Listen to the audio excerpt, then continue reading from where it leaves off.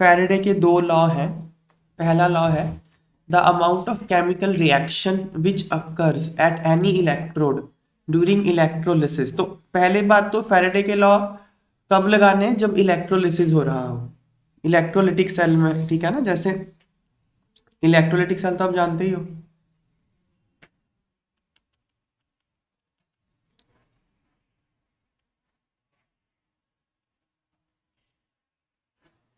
ये होता है ना इलेक्ट्रोलिटिक सेल। पॉजिटिव टर्मिनल यहाँ पे एनोड होता है जहाँ पे ऑक्सीडेशन होती है, नेगेटिव टर्मिनल यहाँ पे कैथोड होता है जहाँ रिडक्शन होती है। तो कुछ भी हो सकता है। तो यहाँ पे ये बोलता है amount of chemical reaction which occurs at any electrode. तो आप ये समझ सकते हो weight of substance reacted at this electrode by a current, जब इसमें से करंट पास करोगे, is proportional to quantity of electricity passed through the electrolyte और सोल्यूशन और मेल्ट। ये किसके प्रोपोर्शनल है? कि आपने कितनी इलेक्ट्रिसिटी पास करी इससे। जैसे एग्जांपल के तौर पे मान लो ये सिल्वर के इलेक्ट्रोड्स हैं, ये सिल्वर इलेक्ट्रोड है, ये भी सिल्वर इलेक्ट्रोड है, सिल्वर नाइट्रेट का सोल्यूशन है।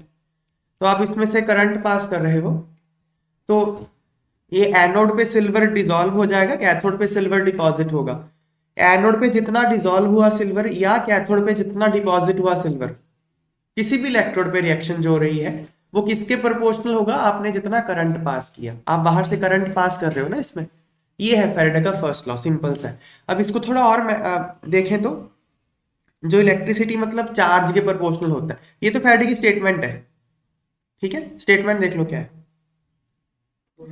The amount of chemical reaction which occurs at any electrode during electrolysis, electrolysis के दौरान जो जितनी अमाउंट, अमाउंट मतलब समझते हो ना, क्वांटिटी, क्वांटिटी है, वेट होता है यहाँ पे, वेट।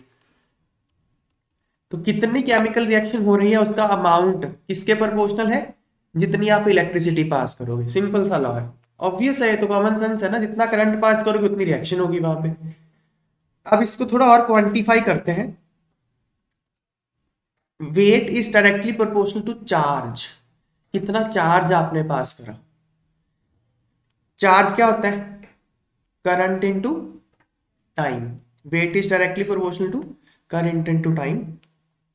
अगर कांस्टेंट ऑफ प्रोपोर्शनैलिटी लगा दें तो जेड आई इंटू टी, ये होता है। Weight deposited is equal to Z into I into T. Z को बोलते हैं electrochemical equivalent of a substance. ये थोड़ा समझते हैं।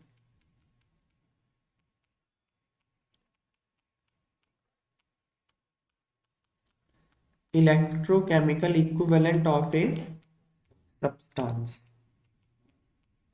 जो जेड की डेफिनेशन होती है, पता है क्या होता है? इलेक्ट्रोकेमिकल इक्विवेलेंट किसी भी सब्सटेंस का क्या होता है? आप इलेक्ट्रोलिटिक सेल में 1 कूलम चार्ज पास करो, जितना वेट डिपॉजिट हो जाएगा वो जेड होता है उसका। देखो इस यहां से देखो, W equal Z into Q, ये होगा ना, क्यू चार्ज है, आई इंटू टी क्यू ही है ना। तो अगर क्यू 1 कूलम हो जाए, Q is equal to 1 coulomb, तो W क्या आ जाएगा? जेड। मतलब किसी भी सब्सटेंस का कितना वेट डिपॉजिट होगा अगर आप उसमें से 1 कूलम चार्ज पास करो, वो क्या है? Electrochemical equivalent. मतलब वेट, अमाउंट कह लो चाहे वेट कह लो, अमाउंट और weight of substance deposited by passing 1 coulomb charge. 1 coulomb charge pass करने पे किसी सब्सटेंस का कितना वेट डिपॉजिट होता है वो उसका इलेक्ट्रोकेमिकल इक्विवेलेंट होता है। अब हम देखते हैं Z किसके इक्वल है। इसको इलेक्ट्रॉन से जोड़ना है हमको। देखो 96500 कूलम या फिर 96487 कूलम कह सकते हो, is charge on 1 mole electron. Correct? 1 mole electron पे इतना चार्ज है ना। तो 1 coulomb is charge on 1/96500 coulomb electrons, mole sorry.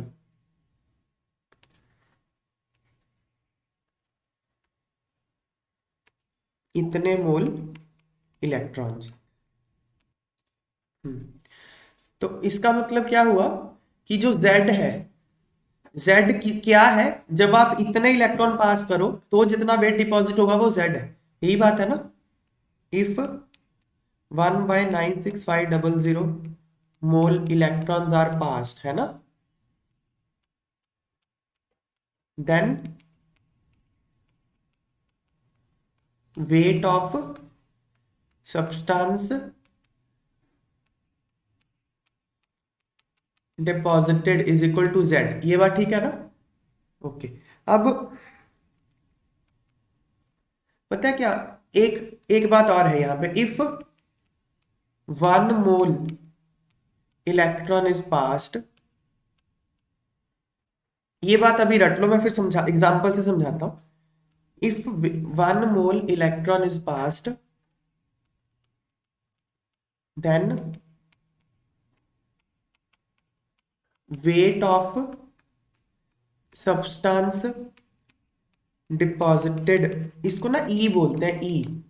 अगर किसी 1 मोल इलेक्ट्रॉन आपने पास करे इस इलेक्ट्रोलिटिक सेल में, आपने 1 मोल इलेक्ट्रॉन पास करे हैं, तो कुछ तो यहाँ पे सब्सटेंस डिपॉजिट होगा कैथोड पे, कुछ तो एनोड पे डिसॉल्व होगा। तो वो क्या होता है, उसका क्या होता है, ई। ई मतलब इक्विवेलेंट वेट। इसको ऐसे ही रटो, दिमाग में रट लो, मैं एग्जांपल से समझाऊंगा। अगर आपने 1 मोल इलेक्ट्रॉन पास करे तो जो भी सब्सटेंस का वेट डिपॉजिट होगा उसको हम क्या बोलेंगे, उसका इक्विवेलेंट वेट। समझ में आई बात है। एक कूलम पास करा चार्ज तो Z है, वो Z और E में फर्क समझ में आ गया। एक कूलम चार्ज पास करा तो जितना सब्सटेंस का वेट डिपॉजिट हुआ Z। 1 मोल इलेक्ट्रॉन पास करे तो जितना सब्सटेंस का वेट डिपॉजिट हुआ वो E, उसका इक्विवेलेंट वेट। ठीक है। वेट में इन्होंने डिफरेंशिएट इतना क्यों करा? नहीं रुको अभी।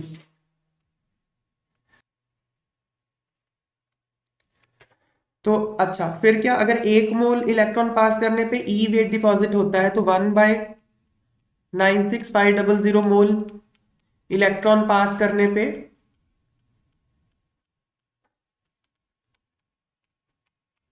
Then weight of substance deposited कितना आएगा वो, E इंटू 1/96500, इतना ही आएगा ना, है कि नहीं। जब इतने मोल इलेक्ट्रॉन पास करोगे तो वेट डिपॉजिट कितना आएगा, इतना नहीं आएगा।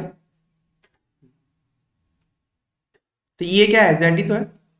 जब आप इतने मोल इलेक्ट्रॉन पास करते हो तो जितना वेट डिपॉजिट होता है Z ही होता है वो, देखो। If this many moles of electrons are passed, weight deposit is equal to Z। और हमने बोला कि ये किसके इक्वल है, E/965, तो Z is equal to E/96500। तो वेट क्या था हमारा, WZ into I into T था ना, फैराडे का फर्स्ट लॉ। तो W is equal to EIT by 96500। इस फॉर्मूले से क्वेश्चन होते हैं, W is equal to EIT by 96500। फॉर्मूले से भी कर सकते हो क्वेश्चन, डायरेक्ट बिना फॉर्मूले के लॉजिक से भी कर सकते हो, मैं दोनों तरीके से क्वेश्चन करके दिखाऊंगा। अब मैं E के बारे में समझाता हूँ। E क्या है, E की डेफिनेशन पहले देखो क्या था। आप 1 मोल इलेक्ट्रॉन पास करो किसी सब्सटेंस से, जितना वेट डिपॉजिट होगा वो उसका इक्विवेलेंट वेट E है। एग्जांपल, इक्विवेलेंट वेट पता क्या होता है, इक्विवेलेंट वेट का फॉर्मूला बता देता हूं मैं। Equivalent weight is equal to molar mass divide by charge on ion. ये होता है इसका formula, molar mass by charge on ion. अब मैं एग्जांपल से समझाता हूं, देखो जैसे सोडियम, सिंपल एग्जांपल लेते हैं, sodium plus plus electron becomes sodium. ठीक है। अब पहले डेफिनेशन से देखते हैं। मुझे बताओ, अगर मैं 1 मोल इलेक्ट्रॉन पास करूंगा तो कितने ग्राम सोडियम डिपॉजिट होगा, 23 ग्राम। ई की डेफिनेशन क्या है, 1 मोल इलेक्ट्रॉन पास करो, जितना वेट डिपॉजिट होगा वो उसका इक्विवेलेंट वेट है। 1 मोल इलेक्ट्रॉन मैंने पास करा तो 1 मोल सोडियम डिपॉजिट होगा। 1 मोल सोडियम का वेट कितना है, 23 ग्राम, इसका ई है। अब फॉर्मूला से करूं, फॉर्मूला मैंने क्या बोला, E is equal to molar mass divide by charge, charge 1, 23 आ गया ना, 23 आएगा। अब देखो मैग्नीशियम का करके देखते हैं, चार्ज बदल लो, मैग्नीशियम 2+, ये 2 इलेक्ट्रॉन खाएगा मैग्नीशियम बनने में, है कि नहीं। तो पहले तो सिंपल डेफिनेशन से बताओ, अगर मैं 1 मोल इलेक्ट्रॉन पास करूं कितना मैग्नीशियम डिपॉजिट होगा? ½ मोल होगा। ठीक है। आधा मोल डिपॉजिट होगा ना, तो आधा मोल मतलब कितना? 12 ग्राम। इसका ई कितना है? 12 ग्राम है। तो अब फॉर्मूला से करो, E is equal to molar mass कितना? 24, चार्ज कितना है? 2, 12। एक और example, aluminium 3+ plus 3 electron becomes aluminium. अगर मैं 1 मोल इलेक्ट्रॉन पास करूं तो कितने ग्राम डिपॉजिट होगा? 9 ग्राम, क्योंकि 27 ग्राम इसका वेट होता है। 27 ग्राम वेट होता है। 27 ग्राम कब डिपॉजिट होगा? जब 3 मोल इलेक्ट्रॉन पास करोगे। अब करोगे 1 मोल तो 27/3, समझ में आई बात? 9 ग्राम क्या है इसका इक्विवेलेंट वेट? फॉर्मूला से करो, E is equal to molar mass by equivalent weight by charge. Molar mass by charge 3 है तो 9 आ गया। किसी एंगल से देख लो बात सेम आएगी। ये इक्विवेलेंट कॉन्सेप्ट आपकी मैथमेटिकल कन्वीनियंस के लिए और कुछ नहीं है। ठीक है बात है? तो इक्विवेलेंट वेट क्या है? 1 मोल इलेक्ट्रॉन पास करने पे जितना वेट डिपॉजिट हो जाए वो डिवाइड बाय चार्ज करके ही आता है। तो फॉर्मूला ये है, इस फॉर्मूले से क्वेश्चन होंगे। ठीक है ना? अब मैं, ये फैराडे का फर्स्ट लॉ था, मैं सेकंड लॉ पहले समझाता हूं। सेकंड लॉ फर्स्ट लॉ में कोई फर्क नहीं है। W is equal to E I T by 96500, ये कर लिया हमने। Okay, W into 96500 upon I into T is equal to E. Okay, W into 96500 I into T क्या था? Charge Q is equal to E. Okay, second law ये बोलता है, अगर आप देखो ये है, अगर Q सेम रख दूं, अगर Q सेम हो जाए, ये तो कांस्टेंट ही है, ये तो कांस्टेंट ही है ना, तो वेट किसके प्रोपोर्शनल होगा? इक्विवेलेंट वेट के। अगर आप चार्ज सेम कर दो तो जो वेट डिपॉजिट होगा किसी सब्सटेंस का वो किसके प्रोपोर्शनल होगा? इक्विवेलेंट वेट के। ये है सेकंड लॉ, कि अगर आप सेल्स को, दो इलेक्ट्रोलाइटिक सेल्स को सीरीज में कनेक्ट कर दो, दो इलेक्ट्रोलाइटिक सेल्स को सीरीज में कनेक्ट कर दो, देखो एक सेल ये ले लिया, ऐसे दो इलेक्ट्रोलाइटिक सेल ले लिए, 2 या 3 या 4 जितने मर्जी ले लो, ऐसे सीरीज में कनेक्ट कर दो। तो जब आपने सीरीज में कनेक्ट किया तो जो चार्ज पास होगा थ्रू ईच इलेक्ट्रोड वो तो सेम ही होगा ना, क्यू तो सेम होगा।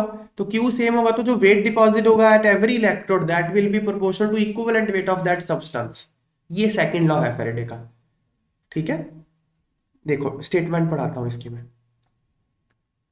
The amount of different substances liberated by same quantity of electricity passing through electrolytic solution are proportional to their chemical equivalent weight।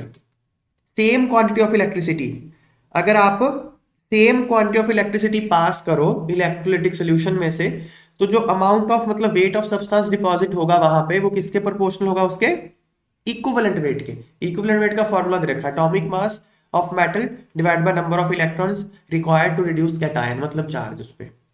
समझ में आ गई बात है? ये तो पूरा कॉन्सेप्ट था। अब क्वेश्चन देखो कैसे करने में, आपको क्वेश्चन फॉर्मूला से भी करके दिखाऊंगा, मैं आपको कॉन्सेप्ट से दोनों से करके दिखाऊंगा क्वेश्चन। देखते हैं हम। देखो सिंपल सा है, पहले तो फैराडे, यहाँ फैराडे है, फैराडे क्या होता है?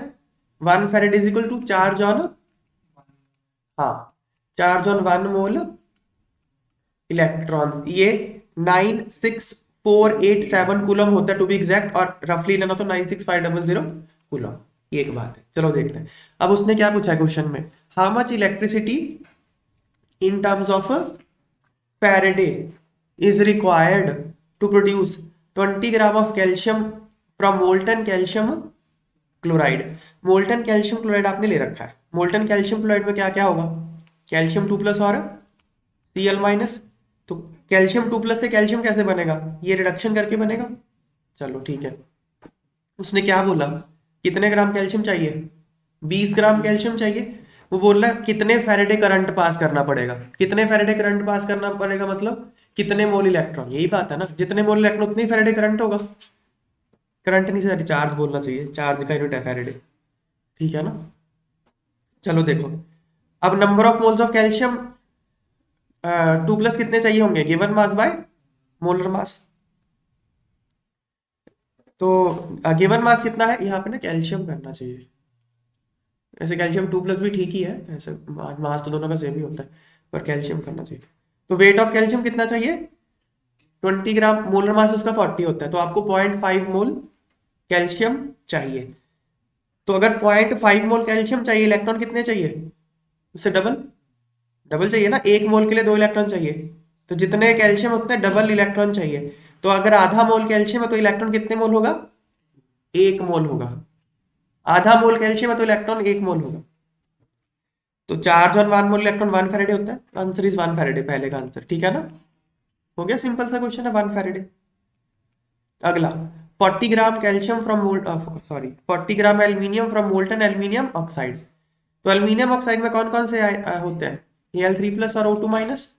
तो एल्यूमिनियम बनाना तो इसी की रिडक्शन से बनेगा, तो यहाँ रिएक्शन लिखी हुई है। So number of moles of aluminium क्या आएगा? Given mass by molar mass. Given mass 40 है, मोलर मास 27 है, इतने मोल एल्यूमिनियम चाहिए। अब स्टोइशियोमेट्री से करना होगा। देखो, जितने मोल एल्यूमिनियम उससे 3 गुना इलेक्ट्रॉन चाहिए होते हैं, है ना। एल्यूमिनियम कितने मोल इलेक्ट्रॉन उसके? 3 गुना। 3 गुना, तो इतने मोल इलेक्ट्रॉन चाहिए, इतने मोल इलेक्ट्रॉन चाहिए, तो इतना ही चार्ज भी चाहिए।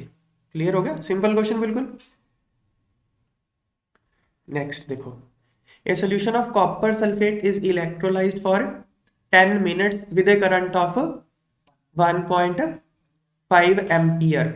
What is mass of copper deposited at cathode? मैं इसको दो तरीके से करके दिखाता हूँ। एक तो जो फॉर्मूला हमने करा था, W is equal to E I T by 96500, ये करा फॉर्मूला। E क्या है? इक्विवेलेंट वेट ऑफ कॉपर, क्योंकि आप डिपॉजिट क्या कर रहे हो? कॉपर की बात कर रहे हो ना। कॉपर का इक्विवेलेंट वेट क्या आएगा? कॉपर 2+ चार्ज है उस पर, तो molar mass divide by charge उस पर 2 है, इक्विवेलेंट वेट उसका बाय 2 आएगा। समझ में आ रही बात है? तो molar weight I into T upon 2 into 96500, क्योंकि उसका एन ये 2 है चार्ज। अब मुझे मोलर मास पता है कॉपर का 63.5 होता है। करंट पता है कितना है? 10 मिनट्स, लेकिन उसको ऐसा यूनिट करना पड़ेगा, सेकंड में करना पड़ेगा। ठीक है ना, 10 मिनट्स मतलब 10 इंटू 60 सेकेंड्स। टी कितना है? ये टी ही था ये, सॉरी। करंट है 1.5 एम्पियर, है ना, डिवाइड बाय 2 इंटू 96500। ये जो भी है ये आंसर है, दिस इज करेक्ट आंसर। ठीक है ना, तो ये तो हो गया सीधा फॉर्मूले से। अब मान लो भाई फॉर्मूला नहीं याद रहा एग्जाम में, लॉजिक से भी कर सकता हूँ। कैसे? देखो, अब मुझे पता है कि मुझे कॉपर चाहिए, ठीक है। तो यहाँ पे ना 9 क्वेश्चन में 96487 ले रखा है मैंने, कोई नहीं, अगर एग्जैक्ट मैच करना है तो 96487 कर लो। ये एग्जैक्ट बताओ कितना आ रहा है। फोटो मार्क यूज कर रहा है, क्या कैलकुलेटर यूज कर रहा तो है? देखो इसको 0.296 आएगा ये। ठीक है, सॉल्व करके ये अपना आंसर है, फाइनल आंसर यही है, 0.296 ही है। अब इसको लॉजिक से करते हैं। देखो, कॉपर सल्फेट को आपने इलेक्ट्रोलाइज किया है, तो रिएक्शन क्या होगी? ये रिएक्शन होगी ना, copper 2+ plus 2 electron becomes copper.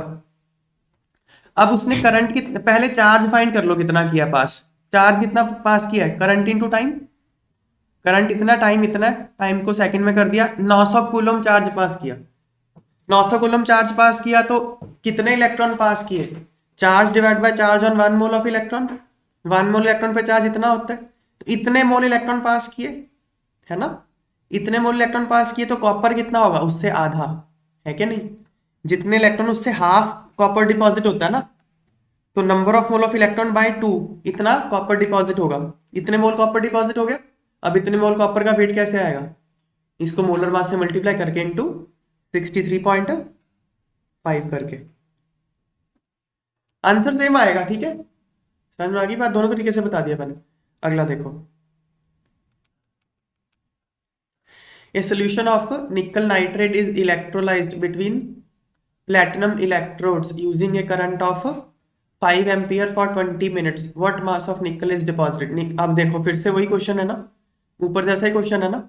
निकल का मास कैसे? W is equal to E I T by 96500। अब निकल पे चार्ज कितना है? 2+ है, तो E की वैल्यू क्या होगी? मोलर मास बाय 2, तो molar mass by 2 into I T by 96500। Okay, तो निकल का मोलर मास होता है 58.7। 58.7 इंटू करंट कितना है 5 एम्पियर। टाइम कितना है 20 मिनट, सेकंड में करना पड़ेगा। 20 इंटू 60 डिवाइड बाय 2 इंटू 96487 ले लेता हूँ मैं यहाँ पे। 96487 एग्जैक्ट, ये जो भी है आंसर है ये इतना ही आएगा 1.825 यही आएगा। तो ये फॉर्मूला से हो जाएगा ना। Yes sir. अब सॉल्व तो कर लिया।